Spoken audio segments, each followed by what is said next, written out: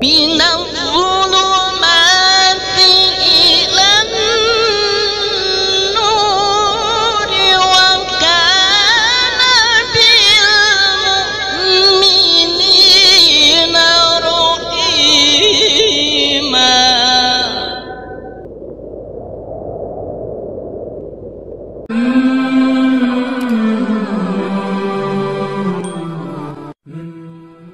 Bismillahirrahmanirrahim. Assalamualaikum warahmatullahi wabarakatuh.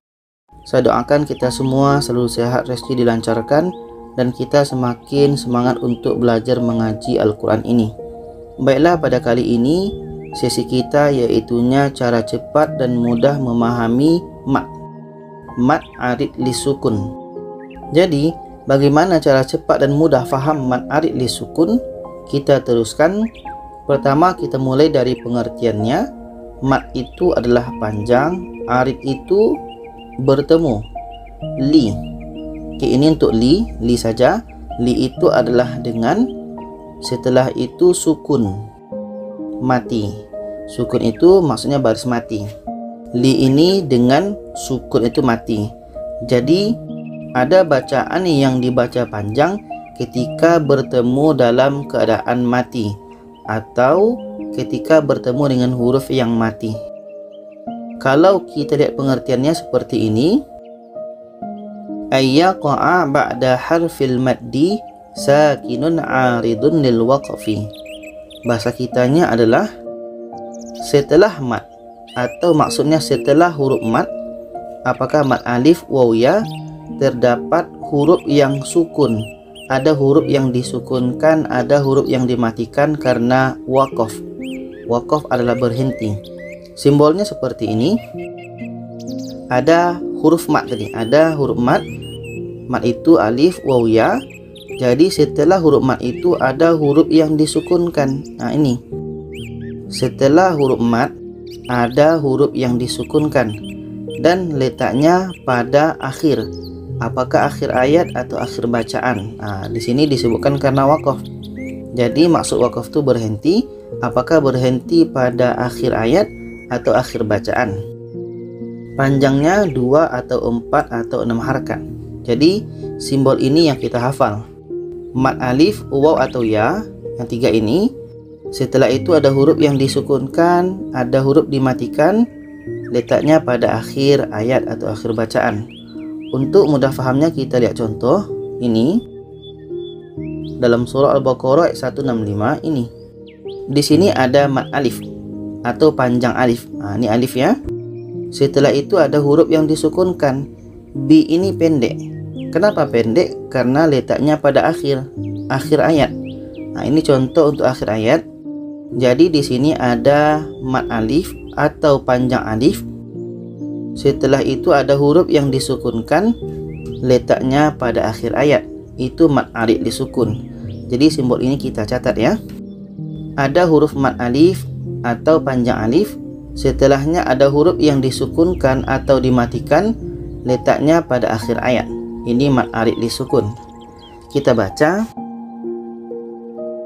Wa annallaha syadidul azab. Syadidul azab. Kita panjangkan dulu baru kita matikan. Azab. Ini mad arid disukun alif. Nah, ini yang bagian alifnya. Setelah itu ini dalam surah Al-Baqarah 164 ini. Ini untuk yang mad wawnya, atau huruf mad waw atau panjang waw mati. Nah, di sini ada waw ya. Ada huruf mad waw, setelah itu ada huruf yang disukunkan. Nah, ini pendek karena letaknya pada akhir ayat. Jadi karena nah ini pendek, maka nah ini kita matikan. Nah, ini menjadi mati.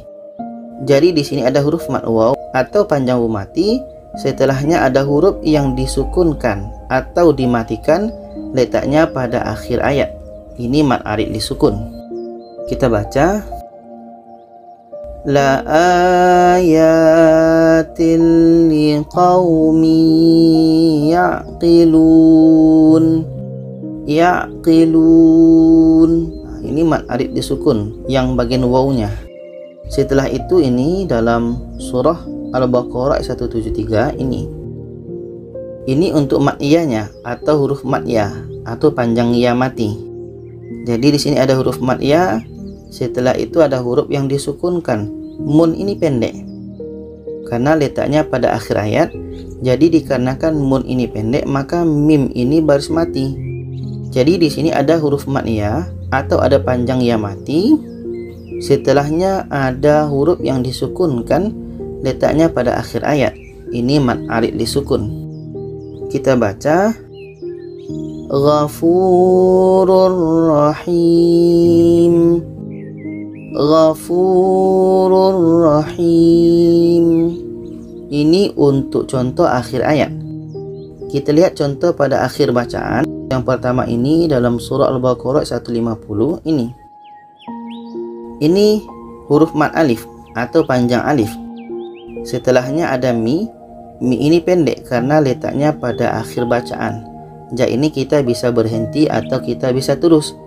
Jadi kalau kita berhenti di sini, mi ini pendek, maka mi ini kita matikan. Mi ini kita matikan. Jadi di sini ada huruf mad alif atau panjang alif. Setelahnya ada huruf yang disukunkan, ada huruf yang dimatikan, letaknya pada akhir bacaan. Ini mad arid disukun. Kita baca Syatrul Masjidil Haram. Haram, mad arid disukun. Contoh yang kedua ini dalam surah Al-Baqarah 223 ini. Ini huruf mad waw atau panjang waw mati. Setelahnya ada huruf yang dimatikan, disukunkan. Hu. Hu ini pendek karena letaknya pada akhir bacaan. Qala ini kita berhenti. Jadi dikarenakan hu ini berhenti, maka hu ini kita matikan. Jadi di sini ada huruf mad waw atau panjang waw mati.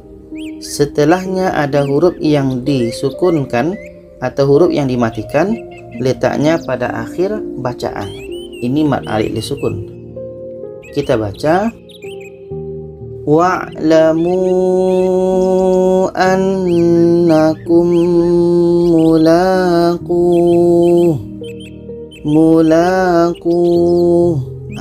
Seperti tadi panjangnya 2 atau 4 atau 6. Bisa kita pilih yang mana.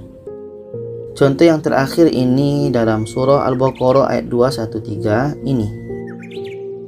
Ini huruf mad ya, niya atau panjang ya mati.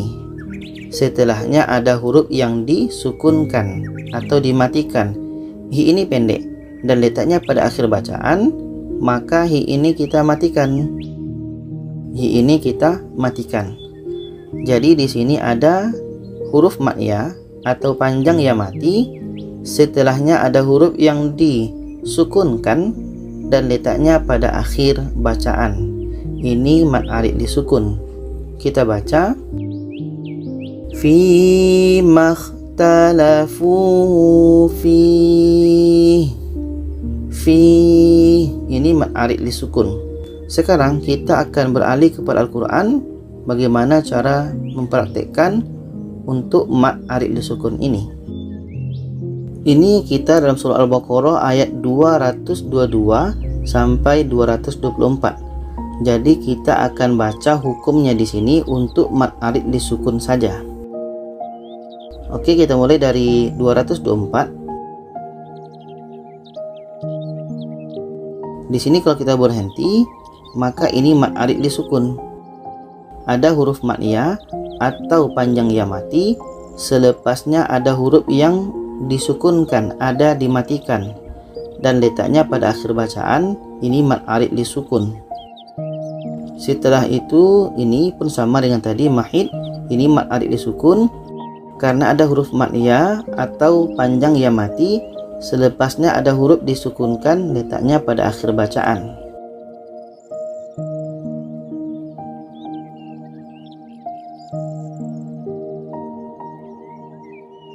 Ini pun mad arid disukun. Ada huruf mad ya atau panjang ya mati. setelahnya ada huruf yang disukunkan dan letaknya pada akhir ayat. Ini mad arid disukun. Kita teruskan.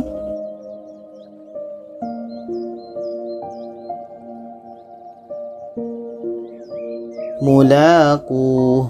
Ini pun mad arid disukun. Ada huruf mad waw atau panjang waw mati. Setelahnya ada huruf yang disukunkan hu. Hu ini pendek, maka kita matikan. Jadi di sini ada huruf mad waw atau panjang waw mati.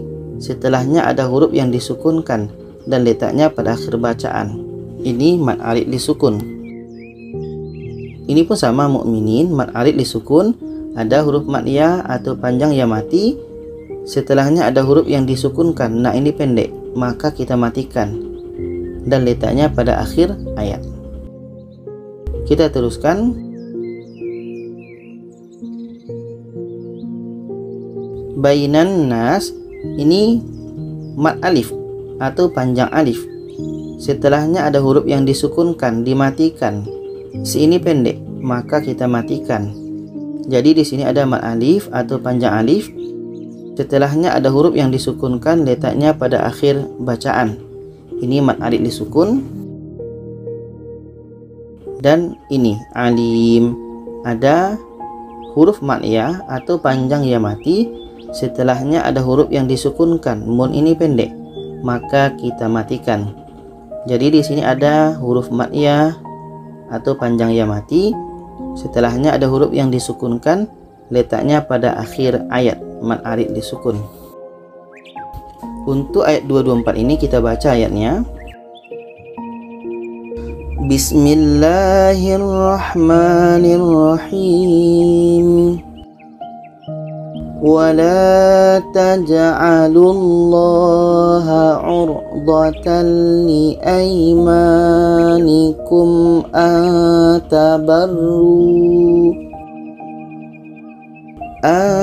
تبروا وتتقوا وتصلحوا بين الناس